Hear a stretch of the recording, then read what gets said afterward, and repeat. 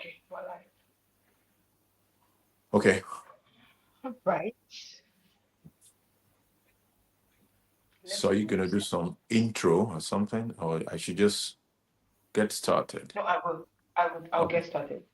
okay. All right. Hello, everyone, and welcome.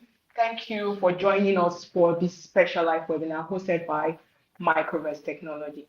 My name is Chinazom. I am the head of media and marketing communications at Microvest. But today, I will be your moderator for this section. Our topic today is beyond excuses, practical steps in building financial freedom in today's economy. This topic couldn't have been more timely because from what we can see with the current economic indices, a lot of people are struggling with so many things. How much more having to meet up with their financial goals? And the topic did not just come out from the blues. It was inspired by real data that we have gathered from customer feedback, from research findings, frequently asked questions from both our existing and prospect customers. And we thought to ourselves, customer service would be a great time to address these recurring challenges. But I'm not here alone in the studio. I have two distinguished professionals who are authorities in the financial space. First, we have Mr. Golahon Olojede. He is the Group Head Managing Director of Capital Bank PLC, a trusted Nigerian financial service company focused on unlocking access to capital and providing innovative solutions.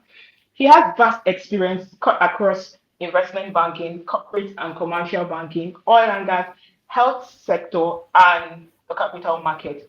He is also deeply passionate about leadership and good governance.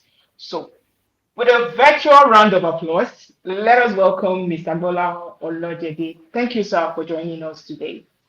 Yeah, thanks for having me. I appreciate the opportunity. All right, sir. Our second speaker is Mr. Folorenshaw Ogunleye. He's not new to the family. He is the group head of finance at Microvest Technology. With over decades experience in the financial sector, he has worked in different sectors like the telecom sector, the manufacturing sector, banking, and fintech. He has constantly driven growth and innovation in every sector he has worked in. We are thrilled to welcome you, sir. You're welcome, sir. Thank you very much. Good afternoon, everyone. Thank you for coming, for joining us. Before we delve into today's matters, I would like to also tell us who we are at Microvest and what we do. Microvest is a fintech brand that helps both individuals and businesses build wealth through strategic savings. We offer a diverse savings plan that is tailored to suit your specific need and journey at every given point. From our My Love plan that helps you promote discipline to our My Safe plan that is a flexible plan that allows you save at your pace. We also have the My Try plan that allows you save in different homogeneous groups, be it your family, friends, and colleagues. We have special plans tailored to our Muslim customers who want to save the halal way. That is not the best part. You do not get to just reach your savings goal. You would also earn while you save. For our retail plans, you can earn as high as 16% per annum. And for a premium plan, you can earn as high as 21%. So you see with Microvest, there's something for everyone. I would also like us to note that we'll have a short Q&A section after the conversation. So feel free to drop your questions in the comment section. And from the flyers we had posted on our social media platform, we said we're going to give out, we're going to credit 10 people to first, the 10 participants who joined each platform because we're streaming across 4 platforms. And we will do this through a tailored scheme, but the final selection will be made at the end of the live. You do not expect to join the live and maybe drop off, and some other people that are here who have stayed to the end will not benefit. So it won't work that way. And make sure you have a Microvest account because how will we credit your wallet if you do not have a Microvest? And stay tuned to the end. Once again, I want to welcome everyone and let's get into the meat of the day. We'll start with the first question, and this question will be addressed by the two speakers. it has been proven that the question says it has been proven that rising costs are the biggest excuses to people when um, excuses people give when they are saving or investing. I want to ask our speakers, how can individual realistically balance daily expenses with long-term savings goal? So I'll start with you, Mr. Bolao. Okay. Thank you for that question. I remember one of the statements my father used to make. He says, or he used to say, savings is a habit and not a direct function of the money that Hmm. you have at hand. So if you cannot save when you earn 100,000, what makes you think it is when it becomes 150 that you will save? It hardly ever works that way. So what I advise people is it is true, it's a genuine concern that inflation or what you call cost of living has become a major issue. So you may easily be deterred and say, oh, since the cost of living is so high, I should just spend all my money.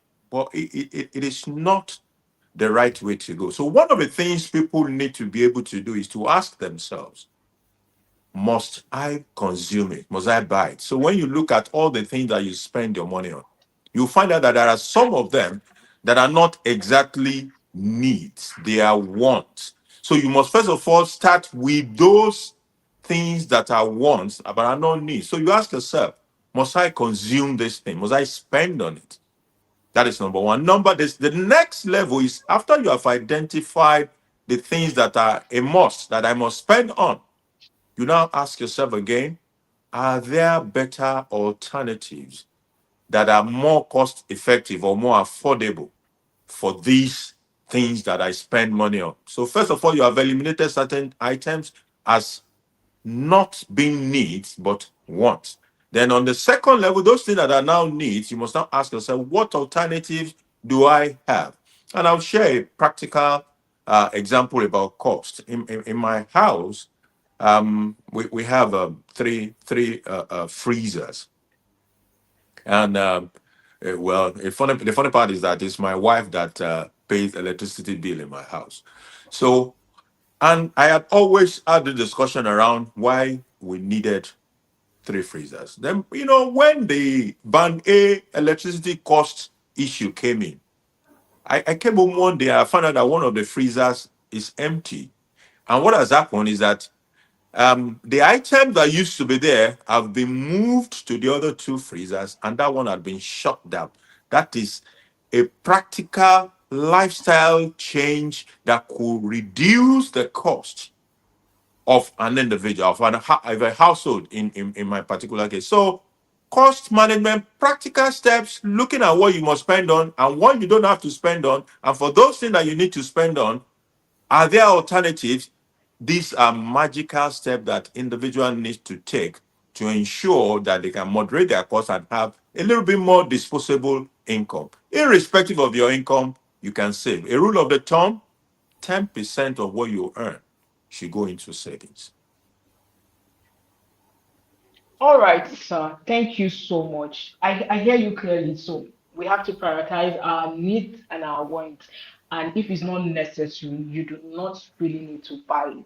And I hear you say we should have like a cost management sense and um, put our needs in scale of preference. So the most important one comes up while the least important one are below.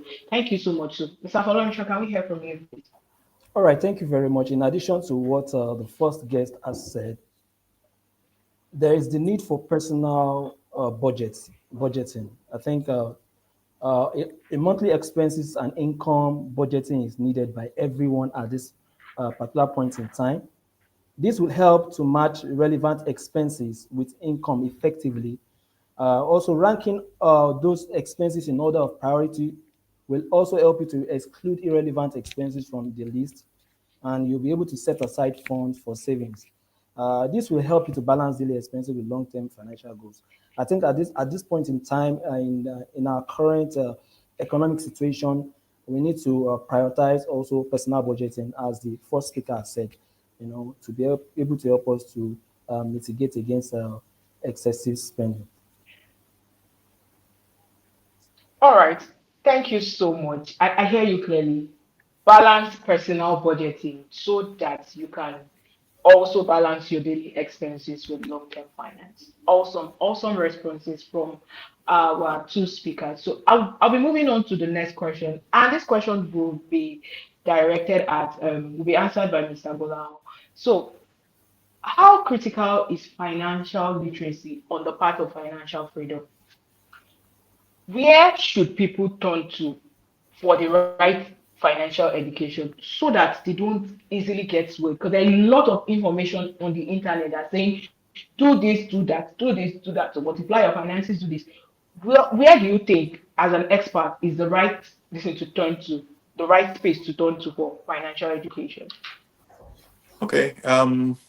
Financial free. You mentioned the fact about you said something about financial freedom first. You Yes, cannot I get said, to you okay, so cannot get let me just, financial. Hello, can you hear me? yeah, I wanted to reiterate the question. I said, how critical is financial literacy to the path of financial freedom? Exactly. That is foundational. Without financial literacy, you cannot get to financial freedom. There must be You must be imbued with the right level of information that will guide you to take decisions that will land you in financial freedom. So, having established that fact, then we can now talk about where do you get financial information. And practically, I will just use my own example. So, where do I get my own financial information? There are some sites, for example, some providers that have been known to focus a lot on financial information. I don't want to market for anybody, but I know Nairametrics is one of the very good ones. They provide general information all around. But more effective are the investment house that you do business with, all the like Microvest, for example, where people have accounts. People tend to look at those places where they put their own money as a source, as a veritable source of information that will lead them. So on all platforms of Microverse, for example, the expectation is that the consumers will be able to get financial literacy information on those platforms. I am Group Managing Director of Capital Bangkok PLC, and on our platforms, everybody can get information on a daily basis. We actually send information to everybody that is on our database, and this information are meant to help them, to guide them to take financial decisions that will lead them in the direction of financial freedom, as it were. There are relevant economic books. There are even influencers that are focused on economic and financial information. So these are some of the sources that readily comes to mind for financial information that can guide in the direction of financial freedom. All right, thank you so much, sir. I hear you clearly. We are in the age of influencing where people follow their faves on different social media. So I hear Sure. Mr. Val also pointed out that you can get financial education from influencers, real the ones that churn out real That are focused financial on economic, tips yeah. that are focused on economic, yes, exactly, not the one that just play around. I think you'll be able to decipher. So we also have books. You also mentioned books, and also why Microvest. You can also on every on daily basis, maybe 3 times a week, we churn out things that will help you and guide you in your financial journey.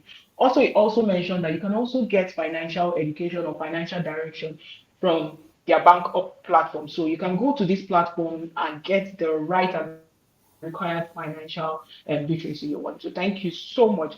I will be moving to Mr. Folorunsho. So a lot of people believe that they must earn big to actually save or invest. I'll give context to it. Say a beginner that is earning maybe 75,000 minimum wage or 100,000. How can such a person earn modestly and still be able to build financial freedom with even with the minimal wages or salary that they earn. All right, thank you very much for that wonderful question. There is a saying that do not neglect the day of small beginning. 1,000 miles start with a step. When you cannot say when any little now, it might be very difficult for you to earn when you are earning big because the same excuses you are having now currently will always be there. So there's a need for you to delay gratification in order to achieve all your life goals and your financial targets. You can start by creating an emergency plan savings with little funds. That could be the stepping point. And also to instill more discipline, you can create a lock plan. Like on Microvest, we have different plans that could also help you to achieve this particular or solve this particular problem. When you lock your plan, locking your plan simply means funds that has a specific time before it is matured and accessible. So your fund is not only locked in Microvest, it also generates interest, which is much better than the traditional bank. So with this, you will be able to at least be able to cultivate the habit of saving, and it will help you in solving that particular problem. I think that will be able to address that issue. Also. All right, thank you so much. Yeah, I hear you. Do not neglect humble beginning. If you do not save when you have small income or minimal income, what's the propensity that you save when you start earning big? So do not despise your humble beginnings. And another thing that he said is that we should create an emergency plan, and we do that with one of our plans so well, the Milo plan that enables you to keep funds, set aside funds somewhere that you cannot access no matter the issue, except during maturity. So you can lock up funds in Microvest My Love Plan and it will save you later, definitely. So I just want to add that you can start dropping your comments in, like your questions in the comment section. We would pick it up from there. We might not address everything, but you can start dropping your question. The comment section is open for you to drop your questions, and we will take it up from there. I'm going to go back to Mr. Bola. There's a recent report on Nairametrics that shows that most Nigerians, even with the whole hype about the fintech thing, most Nigerians, about 79% from the statistics that they showed that most Nigerians still prefer to save with the traditional bank. We just have about 223 people who use the fintech platform for savings and investment. Now, how do we begin to bridge this gap? Do you think it's because people are not adaptive to change, or they just want to stick to something that they know, just the fear of the unknown? So I would like you to address that, sir. Okay, let me start by saying that the 23% that we currently have is in itself a huge success. Just that the fintech industry cannot afford to rest on its oars. Some of those big banks that the fintechs are competing with, some of them have been around for over a century. Fintech is a relatively newer space. So for them to have come and wrestle 23% of that market from those guys, those dinosaurs who have been there, some of them for as long as 100 years, is in itself magical, and they deserve some accolades, some flowers for where how far they have come. However, the biggest room in any situation is the room for improvement. So being able to now step that further will require that further steps are also taken. Number one thing is when you look at the product bouquet of banks and the product bouquet of fintech, the banks tend to have a lot more products than the fintech. So in the area of product development, expanding the offerings to the market, the fintech needs to do more. Some of them are already taking these steps. For example, some fintechs have included offerings along the equity sides. They found out that, oh, there are people who want to invest in the stock market, whether local stock market or foreign stock market. And by virtue of that, they've been able to include certain products in that area, obtain necessary license to pursue that. They found out there are people who want to do foreign exchange related, investment. So they've been able to put together products that are foreign currency based and attract more people. Some of them also went for certain corporate solutions. They're saying, look, rather than just depend on individuals, well, how about we look at corporate solutions? And they have deployed some corporate solutions that have worked. So the room for improvement is huge, and product development, improving on the array of products that we offer in currency, in different markets, capital market, money market, and the rest of them could be a way to expand what is going on. They also there's need for deliberate targeting of older demographic as well in the marketing. Predominantly, when you look at the customer base of most fintechs, is young people that are there. But they're still owed money and they're still where they are. So if there are products that could target them and communications that could reach them, we might be able to wrestle more from the older banks. All right, thank you so much, sir. That was an awesome response. So I hear you. The big banks have longevity advantage, and you cannot compete with them um, and expect them not to beat you at the game because they have stayed longer than the fintechs. Also, the fintechs are quite new. I think we should extend grace, like you said, to the fintech. It can always be better. There's room for improvement. And I also hear you say in your closing answer that the fintech should start creating products that can tap into the old banks customer base, like you mentioned, the old money. So thank you so much. Thank you so much. I would move on to the next question. To Mr. Folorin, show this is for you. People often respond to incentive. I love incentive. I love reviews. I love giveaway. Now, yeah.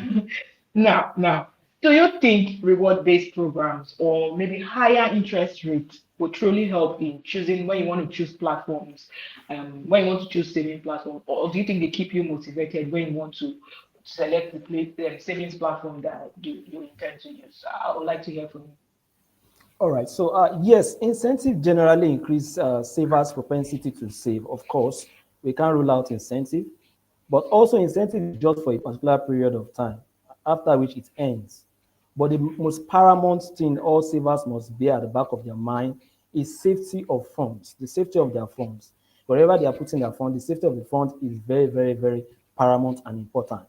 It's also important to be wary of very careful of excessively high interest rates offerings from different platforms, as this could be a trap by all those swindlers, as we have been hearing. So several cases are out there that we need to learn from.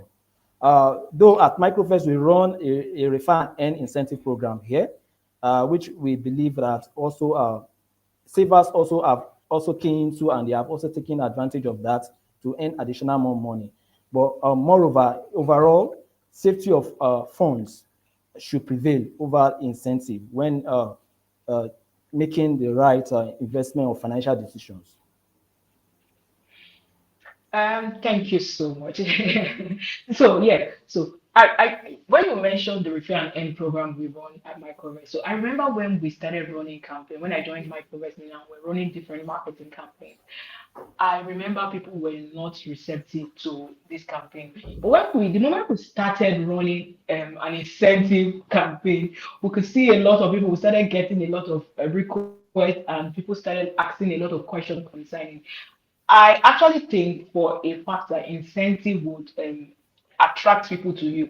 But however, what should be important is your return of investment rather than your return on investment. So critical savers are always focused on the return on, they rather get their money back than lose it and maybe get something on top of their money. So Yes. thank you so much. Thank you. Thank you so much. So you can drop your question and give us a thumbs up in the comment section. We are looking out for your questions and we will address it accordingly. Um, I'll be moving back to Mr. Golan. How should people stay tenacious? For me, tenacity is one of the ingredients to consistent and disciplined saving. Say, for instance, a person who had set out at the beginning of the year to say, oh, every year I would put out 100,000, maybe for a trip I want to embark on at the end of the year. And after maybe with a lot of curveballs and with a lot of abnormalities, they fell by the roadside. What would you say to someone who is experiencing this? And what are the practical habits do you think they should take to stay disciplined and achieve financial freedom? So, for somebody that has started a good journey, a good race, and maybe fell by the roadside, how do you think they can pick up themselves and stay on track? Okay. My first word of encouragement is to let him or her know that he's not alone, that we've all been there. We are there from time to time. Um, we just find ways to get out of that path. There are some measures that will help. One of it is choosing the right investment product that will ensure that that behavioral pattern could be better managed. So when you have product with lock-in period, what you call target period, target product, target account, target savings, product with lock-in period, it ensures that number one, what you put in you won't be able to get it until that expiration of the lock-in period or until the end of the target period is reached. So that sort of curtail what you can do. You can't just wake up and say, oh, that money that I kept, let me go and take it. No. So it helps with the discipline in that area. The other part is the use of a direct debit. So you know when maybe if you are a salary earner, you know when the money comes in, and you set a direct debit that once the money comes in, this amount should move to this account. So automatically, the issue of I forgot, if you forget, the system doesn't forget. Once the money land there, it will clear it and move it to where it is supposed to move to you know, and you know that that destination, there is a lock in there. Once it gets there, it gets locked in right there. I remember changing employment at some point in my career. I was working with a bank. I left for some years to study abroad. And when I came back, I joined that same bank. Immediately, my account was activated in the new bank. I had set a direct debit almost 2 years before then. He moved my entire salary. I think it was a direct debit for 10,000. He moved 10,000 over a period of almost 2 years and move it into that savings account where I have that I've asked you to move it to. So direct debit helps. Instrument that locks in fund helps a great deal. And I will encourage that person to train the discipline using those measures. All right, thank you so much, sir. Well, that the last part, the direct debit that's wiped all your funds. That I was was not fun. That I was not was the funny surprised at all. when I got to the account and there was no money there, and then it showed me Nothing. that. Yeah, that's the power of direct debit. So you started by saying we are not alone. We have all been there before. So it's not, you shouldn't beat yourself up. You should always pick yourself up. And yeah, and the second thing that you said you hammered on is use direct debit. So you can't even touch it. Like you said, if you forget, the system does not forget. My Gen Zs will say the internet never forgets. So the system does not forget. And it will definitely hit your account. So yeah, thank you so much. We would move to, so Mr. Falorisho, this is your last solo question, and I want to know, so do you think individuals should set targets? I've heard a lot of people, even from our customers, say they don't need to set any savings target. That maybe their brains are calculated at the end of it, at the time that they want to save, they will always pull out the funds. But do you think it's important to set a savings target to say, okay, at the end of 2025, I want to have so XYZ amount in my account, maybe from the savings that I have been putting together. And in your opinion, what is the best time to start? If you haven't, for someone who has not started, okay, this is fourth quarter. What is the best time to start? Would like to hear from you. All right. So, like what Mr. Gbolawa just said now, he also set a target where he was receiving different direct debits on his account.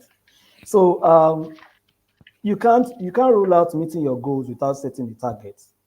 You have to have a plan on ground. And that plan, when it comes to finances, is having a target. You have to have a well written out target that you want to meet for a particular period of time.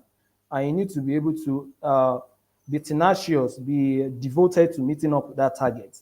And it's also you setting your goals, you setting these targets helps you to remain disciplined and also delay gratification.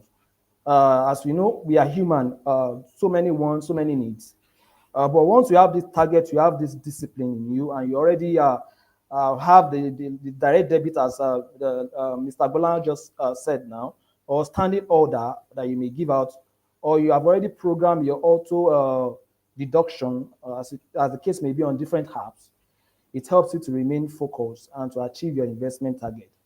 Like in Microvest, currently there's an ongoing December savings challenge plans for everyone, which we can key into.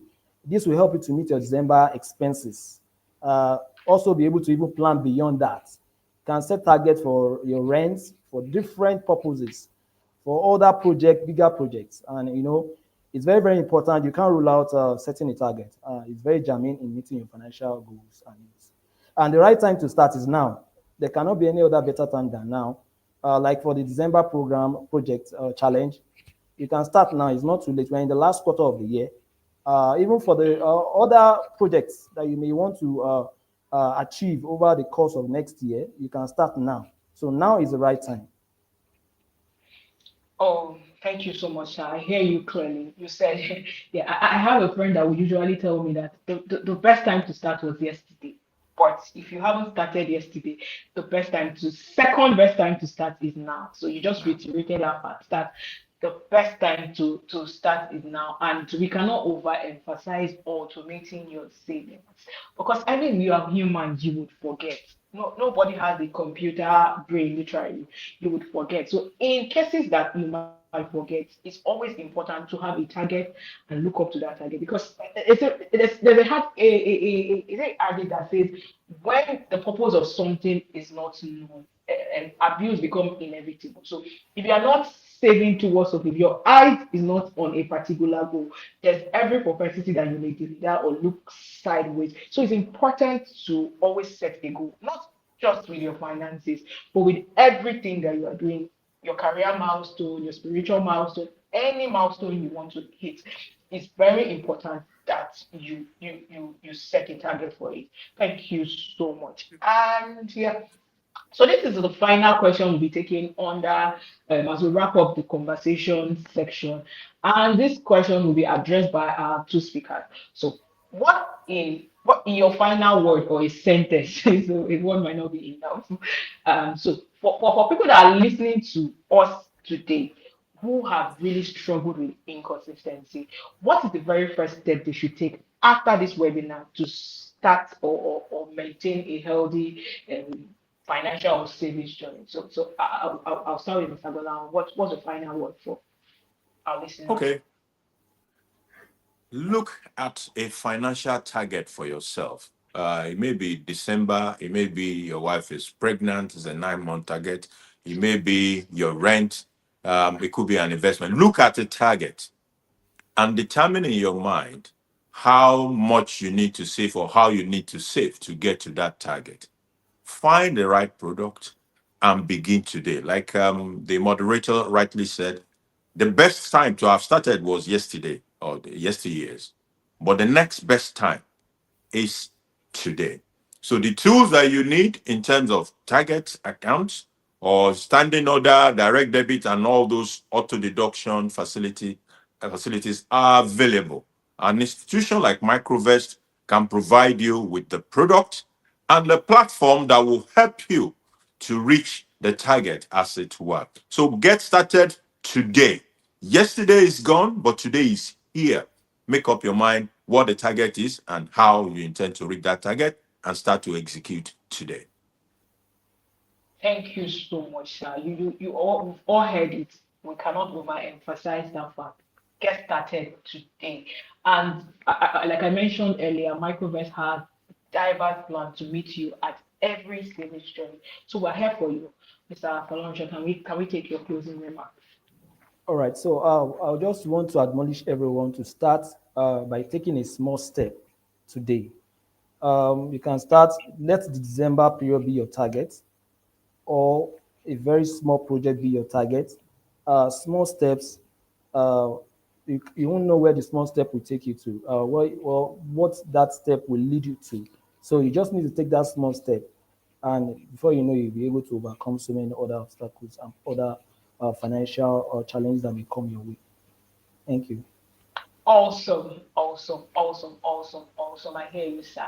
Take baby steps. Take baby steps. Don't take it so much. Don't jump the guns. Just step by step, and you never know where the steps will lead you to. So thank you so much. Thank you so much to our speakers. We're wrapping up the conversation section. We would swiftly move to the Q&A session. Because of time, we might not take all the questions, but we would address two specific questions, maybe from different platforms. But not to worry, we would address other questions in maybe a Q&A format on our platform. Look out on our different platform. Usually thrown out Q&A and questions and Q&A posts, and we'll make sure we address some of these questions that may not be answered today. So I have a question from, let me see. Okay. There's somebody, I think this is from Instagram, WJ Adedoku. And I think he's addressing this question to Mr. Olojede. He said, um, for the point of locking funds, what of circumstances where you have a positive emergency? Let's say you get hold of an opportunity and you still want to break your lock plan. How do you navigate this? I think it's referring to Mr. Gbolahan. He said, in situation where you are okay, you set up an emergency plan, set up a locked plan, and maybe emergency happens and you need to address those emergencies. So how do you navigate these waters? How do you stay stay still keep this opportunity and do not break, maybe do not, I don't know if I'm clear, can still break that, maybe break the plan. I think I Oh, understand the okay. So question. okay. No, I think he's trying to say, can they still break the plan when there is emergency, and what are the penalties? So I think you understand. You know, breaking a locked fund mostly will attract penalties, and it might take away from the gains of such fund. So typically, most institutions have a window in which they can make fund available to you temporarily. So if it's an insurance product, if it's some savings product, say, okay, you can come and take this fund against the savings that you have. Of course, you will pay some interest on the fund that they make available to you. What that does is that it helps you to maintain a sense of discipline with your locked fund. So you don't grow into the habit of going back there, because what happened this time around, another emergencies are always coming up, you know. So it forces you to find alternative solutions to those emergencies rather than going into your locked fund. And most institutions do provide you that alternative, which money is made available to you against the surety of the fact that you have a locked fund with them.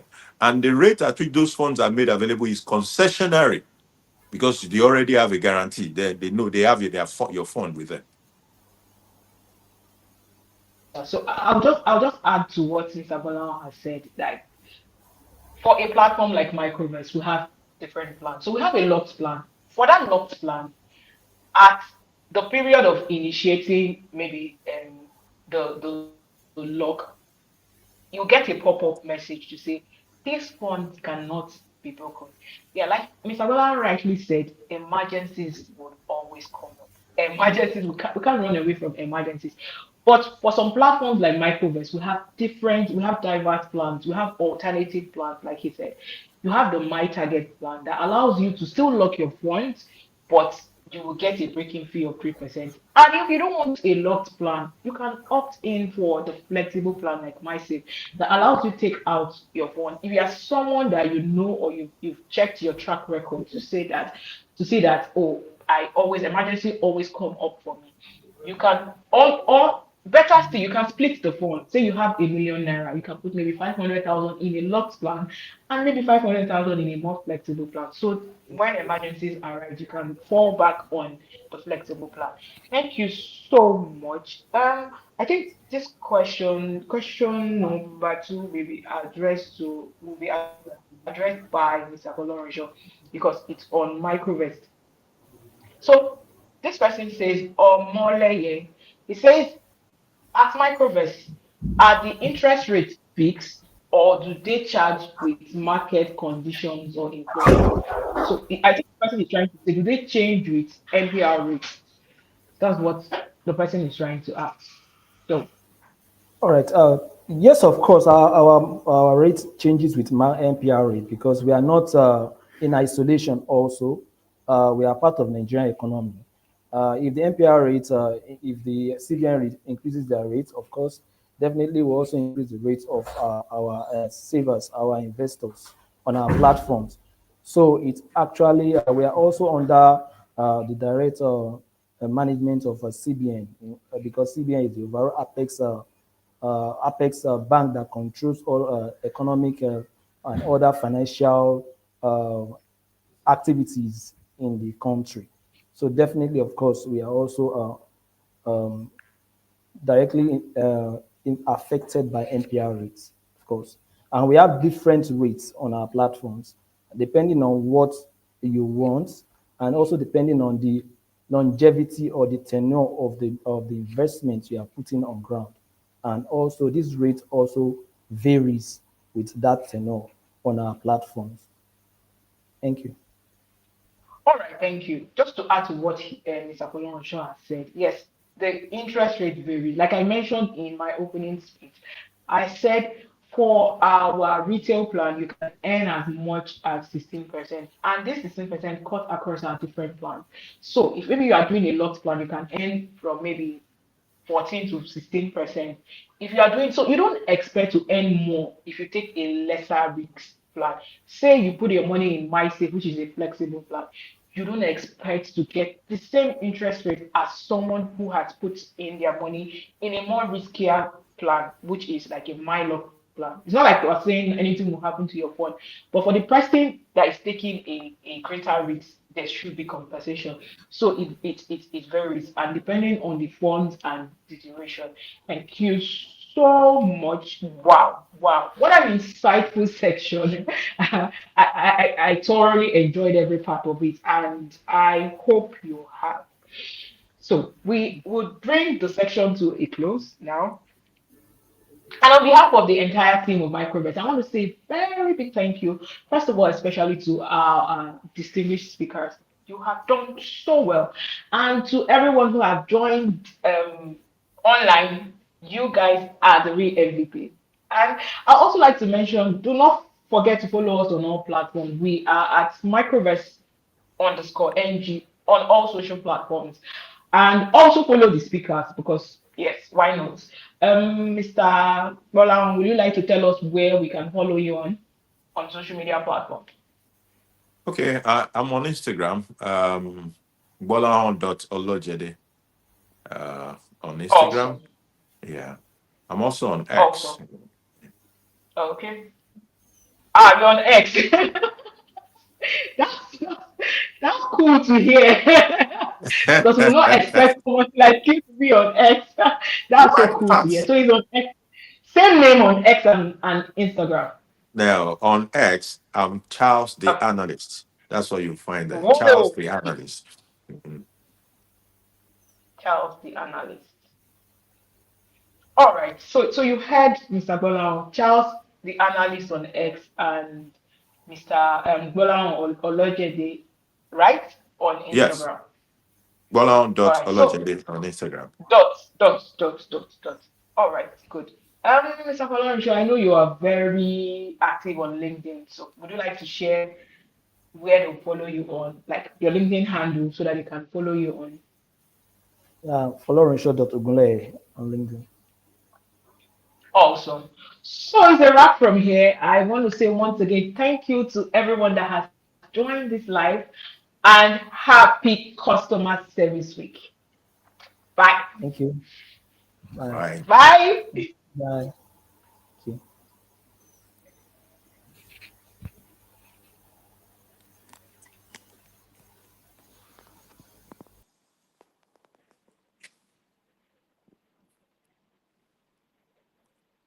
Ah.